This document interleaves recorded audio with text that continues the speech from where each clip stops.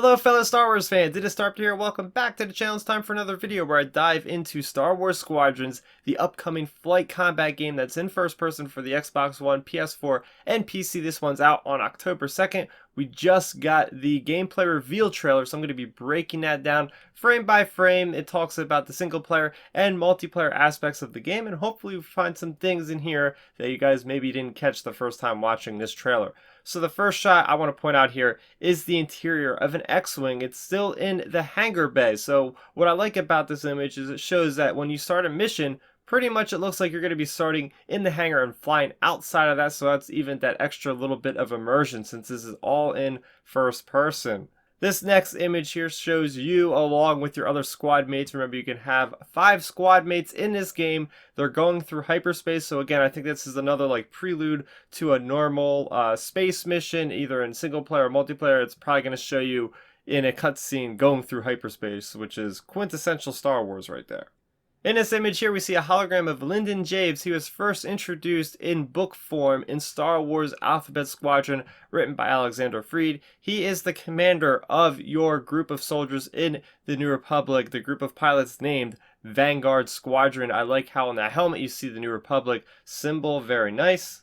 This image here, it shows you the versatility, especially if you're playing in VR. You're going to be able to move your head around the cockpit. As we see in this image, we see the X-Wing, and then the player is looking for directly at an imposing Star Destroyer. So I like that freedom of movement. If you're using VR, you can just move your head around. I'm not sure how that's going to be working if you are playing with a controller. That'll be interesting.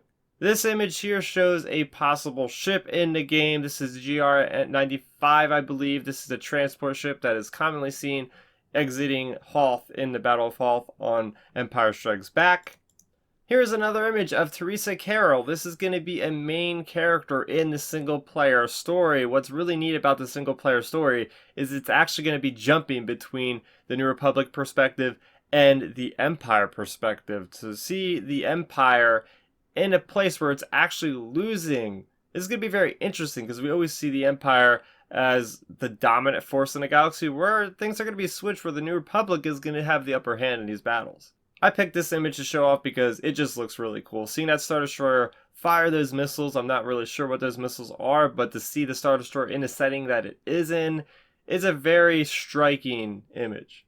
This is neat. So this is a big one for us book fans and comic book fans out there. These are the Nadari shipyards, and they're very, very important because this is the place where the New Republic Starhawks are built. If you guys have read the Aftermath trilogy of novels, especially Empire's End, they play a pivotal role in the Battle of Jakku with defeating the Empire. This is neat because, again, we're showing you the freedom of movement. This character is, this pilot is in an A-Wing. They are looking to the left outside of the cockpit. And here we go. We see that this character is flying the A-Wing, and they're flying through all this wreckage. So even though this is a space game, oh, there's a lot of open space, you might be thinking. And no, that's not the case. There's going to be lots of wreckage, lots of interiors are going to be flying through, which really will prove to be very kinetic and have a lot of energy and speed.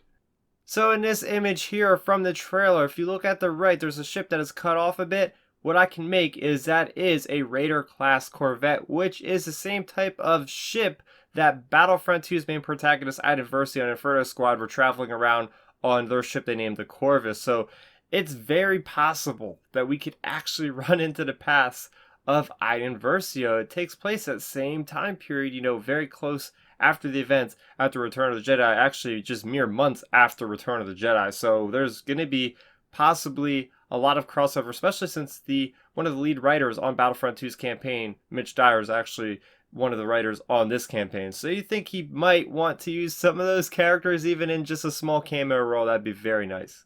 So in the trailer, it also looks like everything is in first person, even outside of the cockpit. So they did say that you can play this game VR all the way through the single player campaign. So to be completely immersed even outside of the cockpit will be quite interesting. You do see a couple droids in there, a protocol droid, and what could look like an astromech droid, which is pretty neat, and a mouse droid, very cool.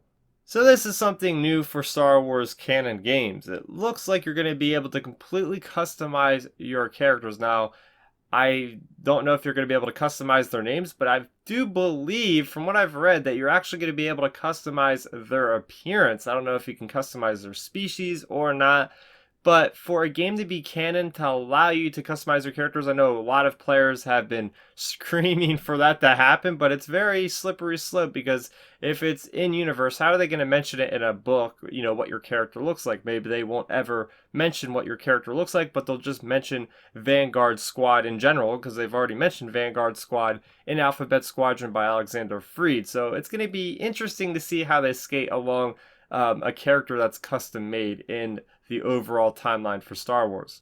This is beautiful. So you're going to be starting your missions from the inside of an Imperial cruiser's hangar. And I've always loved the aesthetic of just the very muted tones, very cold, the lights on the side of the hangar. And if you look forward, there's a Gozanti transport ship that we see a lot of the time in Star Wars Rebels. This is a neat shot of just seeing the entire scope, or just some of the scope, of this game, and the ships, the cruisers, the blockade runners, even the MC-85, I believe there is in the background. That's the same kind of ship that Admiral Raddus was on during Rogue One, and there we see that same ship again, but in a completely different atmosphere. I believe this is the Yavin gas giant Prime. And this looks beautiful because you actually see the lighting effects from that sun there into the actual cockpit, giving it even more of a realistic feel. This is neat. This is our screen where we learn about the different components and measures in Star Wars Squadrons. Everything is going to be completely immersive in universe, so there's not going to be really a technical HUD, but everything is tangible and it's right there in front of you. You got your sensors array to see basically where the enemies are around you. You have your components, which you're going to be able to customize, and I'll talk about that later in this video. You got your laser charge, you got your ship status indicator for your health, basically. You got your combat display to help aim, you got your throttle, and you got your power management. So you're going to be able to switch different powers between your lasers, I believe, and from your thrusters and from your shields. If you have shields, notice there is no shields in this ship because this is an Imperial TIE fighter, and they're renowned for not having shields but having way more maneuverability. This shows us in the single player there's going to be some interior sections, again adding to the variety, adding to the different kind of play styles that'll keep you on your toes throughout this single player campaign. This shows you the maneuverability, especially with an interceptor like the TIE Interceptor. This ship is able to pretty much like do a 180 on the dime going forward and cut through and shoot the heck out of this blockade runner. So man, you really feel the need for speed in this game, it looks like. Here we go, classic character coming sort of to life. We haven't seen her in this kind of almost live action way. This is Hera Syndulla, and I'm pretty safe to confirm that she's being voiced by her actual voice actor from Rebels, Vanessa Marshall. So yes, cannot wait to see what she's up to after Star Wars Rebels. This is a cool character. This is a Minbanese. We've seen them very briefly in Solo a Star Wars story. We see Han Solo fighting on Minban with the Imperials before he defects. So very nice to see a new character. They could have easily thrown in there like a classic Rodian or some other kind of alien like a Duros or something. No, they chose something that's more recent, which is very, very much appreciated by me. This is neat. So if you guys know about the lore for the Starhawks, they are basically an amalgamation of various Star Destroyers put together to create this gigantic hulk of a ship. So we see here the Nadiri shipyards are just ripping apart these Star Destroyers and building up the Starhawks. This got me so excited seeing Grand Admiral. Well, I can't really read her placard, but if she's a Grand Admiral at this point, man, this is one of those characters that I've been waiting to see come to life in some kind of animation or movie or video game. We've heard her name mentioned in Battlefront 2's campaign after the destruction of the Death Star, and we've seen her in plenty of books. She first appeared in A New Dawn by John Jackson Miller. That was about Kanan and Hera. Then we later see her or read about her in the Aftermath trilogy. She's a main character. She's what really brings up the Empire after their defeat at Return of the Jedi, and she tries to band together these Imperials, so she's going to play a pivotal role, and I cannot wait to see how far they go with her story in Star Wars Squadron single-player campaign. Here we have this awesome ship called the Nadiri Starhawk being built again at the Nadiri Starhawk dockyards. This is going to be really neat to see them defending. It looks like that's the main crux of this story from what I've seen in the trailer. The Imperials get intel thanks to somebody that Admiral Sloan knows, and it's going to be up to the New Republic to make sure they defend this pivotal thing that could lead them to victory going forward. Here we go into more of the stats of the different classes. We have the fighter class that comprises the TIE Fighter and the X-Wing. As you see, their stats are somewhat the same. You know, you got they're kind of like your all-around ship for the most part. They got decent shields, well, the X-Wing does. They have decent toughness, speed, firepower. Here we see shields on a ship. That's really nice representation. Seeing a TIE Fighter trying to take out that blockade runner, and the shields are obviously right there, so you're going to be able to tell visually if you're doing any damage or not. Here we have the Interceptor class. So we have ships that are made for speed and maneuverability, but aren't the toughest ships around. So they're going to be basically used to harry the forces, the starfighters in general. They're not going to be able to do a whole lot of damage to the hulls of actual capital ships. Supports. Now these are neat because these are ships that weren't in Star Wars Battlefront 2 to play as, but they are brand new to Star Wars Squadrons. They are going to be the ships that sort of heal and give ammo and mess up the communications between the other team.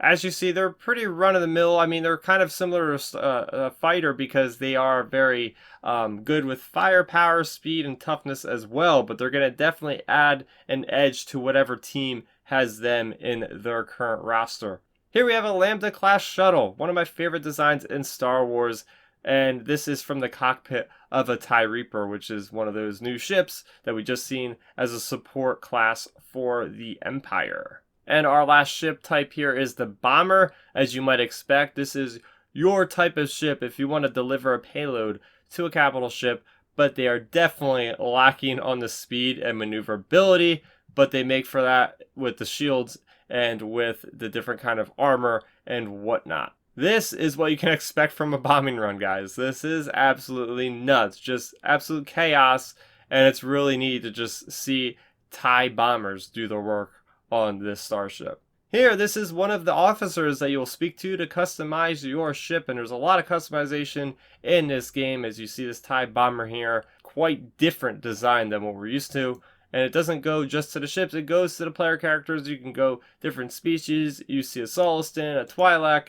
You also see the outfits of the New Republic. Very cool. It's going to be interesting to see how you can customize the Imperials though. And from the inside of your cockpit, where you're going to spend most of your time in this game, lots of really cool things you can add to the cockpit to make it yours. You see a little hologram of what looks like one of those creatures from the Zarg game from A New Hope. You also see a little replica of a YT-1300, as well as your very own bobblehead Ewok. That's right, we have bobblehead Ewoks. They are canon now, guys. I can't wait to see more of those types of bobbleheads. Really, really cool. And here is a components list. So not everything is going to be from a progression standpoint just for aesthetics. You're going to actually be able to affect how you play the game based on your components. And again, there is no microtransactions in the game. Everything is earned through playing the game. There is no kind of pay-for-win schematic, which is very much appreciated in this game. So you can just see the wide berth of options here and just different synergies, especially talking with your squad mates ahead of time. You're going to be able to plan to kind of make these synergies. Like you can put out little turrets and all different kind of lasers. It's just so much stuff. I can't wait to get into it. Here I just chose this picture to look at because it looks really cool. You got this asteroid belt, it looks like, in this kind of imperial looking installation. Again, you can see in the trailer the maneuverability of the Empire with their TIE fighter designs. They are able to pretty much pull 180s, kind of like Poe Dameron in The Last Jedi, and just completely outmaneuver the rebels for advantage. Here we do see what is the TIE Reaper, and you get to see the inside of this cockpit once again. Very cool. They're able to, again, as a support ship, really do a lot of damage with the communications and whatnot. And there's another kind of component you can have is your turrets, which are going to be very useful, I'm sure, with putting in a defensive formation about a certain hard point that you do not want to be destroyed by the opposing team. You can also use mines. As you see, this A-Wing here is dispensing this mine. Very neat. And this is looking at the inside of a Rebel briefing room. Lots of variety here. You see several different aliens. You're at a Twi'lek. different things, very much from Return of the Jedi. You see a protocol droid. This is just showing you how great this game looks. This game is running, I believe, on the Frostbite engine. I'm pretty sure the same one as Battlefront 2. And you just see all that wreckage. Like, that's going to be a nightmare to try and navigate through in a dogfight. This is another awesome image of a different kind of planet that is kind of self-exploded. I don't even know what's going on here, but I'm sure we're going to learn more. Another nice shot of the New Republic, and they're flying what looks like through the Yavin gas giant.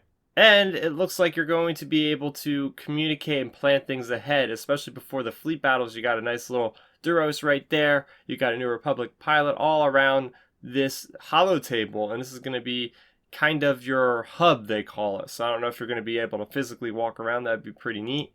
And you got the same sort of thing, of course, for the Empire. One nice little detail is you do notice that Lobot-esque headgear on one of those officers to the right there. And here's some of that action with the TIE bombers trying to take out those Nebula and Beast support cruisers. And here's just a nice, beautiful shot of the same type of ship that Admiral Raddus is on. I believe, again, it's MC-85, I think. Then we have an Imperial Class 2 Star Destroyer. Looks, again, so intimidating. And this is like the attack run on the Star Destroyer here. That's the last phase. It's due to a capital ship bombardment. You see a U-Wing right in front of the X-Wing. Very nice for flying cover for each other. And it shows the kind of tactics that you can use in this game. They talk about the A-Wing and about going for like a stealth kill. They're flying right next to the Star Destroyer, giving me flashbacks to Return of the Jedi when the shuttle, Tidarium, they're flying right real close to the Star Destroyer. So very nice maneuver right there. And then here we go, that final run on the Star Destroyer's bridge, taking out the bridge after taking out the shields, of course. And this is a nice little parting shot of the New Republic in the Yavin system. You can see Yavin Prime, I guess it's called, than the gas giant itself. But yes, that's everything that I thought was very substantial that came out of the gameplay trailer. It's amazing. We have so much information that has just been bombarding us over this last week with Star Wars Squadrons, from its initial reveal to gameplay being shown in the first week. It's been quite a week for us gamers that love Star Wars games, and especially the flight combat games. This is the first fully fledged Star Wars flight combat game in years, so I cannot wait for that. Again, this is going to be out on October 2nd. What do you guys think of the breakdown of this gameplay trailer? Did I miss anything? Let's talk about it in the comment section down below. For more on Star Wars Squadrons, make sure you subscribe to the channel, as I am just getting started here, guys. I have so much more to say about Star Wars Squadrons from everything that has been released so far. So make sure you go ahead and subscribe to the channel so you don't miss out on any of that future content. That's going to do it for me, StarWars. Thank you so much for watching, and may the Force be with you always. Thanks for checking out the video. Please hit that thumbs up symbol. It helps me know that I'm making content that you guys enjoy. And if you enjoyed this video, I also include 2 videos down below you guys should check out. And please consider subscribing to this channel. It helps support me, and it notifies you guys of when I get new videos up on the channel. You can also contact me on Twitter, Facebook, and Instagram at StarRaptor.